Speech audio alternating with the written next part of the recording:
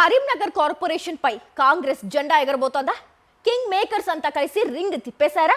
నువ్వా నేనా అన్నట్టుగా సాగిన క్యాంప్ రాజకీయాల్లో కాంగ్రెస్ బీజేపీపై పై చేయి సాధించిందా?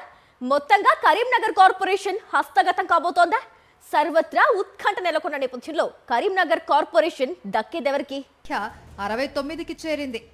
ఇప్పుడు కరీంనగర్ మేయర్, డిప్యూటీ మేయర్ పీఠాలను సంపాదించుకునే పార్టీ ఖచ్చితంగా మ్యాజిక్ నెంబర్ 35 సీట్లను గెలుచుకోవాలి. కరీంనగర్ మున్సిపల్ కార్పొరేషన్ ఎన్నికల్లో బీజేపీ 30 స్థానాలు సంపాదించింది. కాంగ్రెస్ 14 స్థానాలు, బీఆర్ఎస్ 9, మజ్లిస్ 3, ఇండిపెండెంట్స్ 10 మంది గెలుపొందారు. కేంద్ర మంత్రి బండి సంజయ్ స్థానిక ఎంపీగా బీజేపీ నుంచి ఎక్స్ అఫీషియో మెంబర్గా ఉండగా, స్థానిక BRS MLA Gangula Kamalakar, Manakondur Congress MLA Kavvampalli Satyanarayana కూడా ఎక్స్ అఫీషియో మెంబర్స్ గా ఉన్నారు. దీంతో 69 ఓట్లలో ఎవరికి మ్యాజిక్ ఫిగర్ 35 ఓట్లు వస్తే వారే మేయర్, డిప్యూటీ మేయర్ గా నిలుస్తారు. ఈ క్రమంలో ఎక్స్ అఫీషియో మెంబర్ గా బండి సంజయ్ ఓటుతో కలిసి 33కే పరిమితమైంది.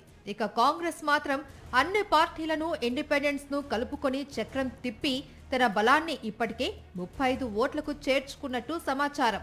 హైదరాబాద్ శివార్లలోని ఓ రిసార్ట్ వేదికగా కాంగ్రెస్ క్యాంపు పాలిటిక్స్ చేస్తే ఇప్పటికే బీజేపీ కూడా తమ విజేతలతో పాటు తమతో కలిసి వచ్చే వారిని క్యాంపుకు తరలించింది.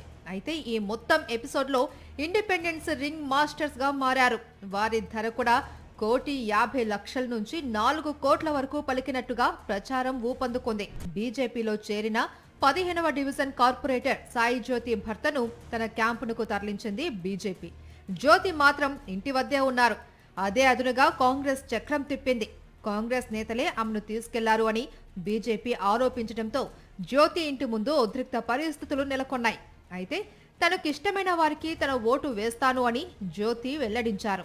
బీజేపీ 30 సీట్లు గెలుచుకొని అతి పెద్ద పార్టీగా అవతరించినప్పటికీ వ్యూహాత్మకంగా వ్యవహరించలేకపోవడం, స్వయంకృతాపరాధాలతో వెనుకబడినట్టుగా కూడా ప్రచారం జరుగుతుంది. మొత్తంగా బీజేపీ స్వయంకృత అపరాధాలతో పాటు మేయర్ పీఠం మాదేనంటూ చేసిన సవాల్కు ప్రతి సవాల్గా ముఖ్యమంత్రి రేవంత్ రెడ్డి కరీంనగర్ కార్పొరేషన్ పై దృష్టి సారించి చక్రం తిప్పారు.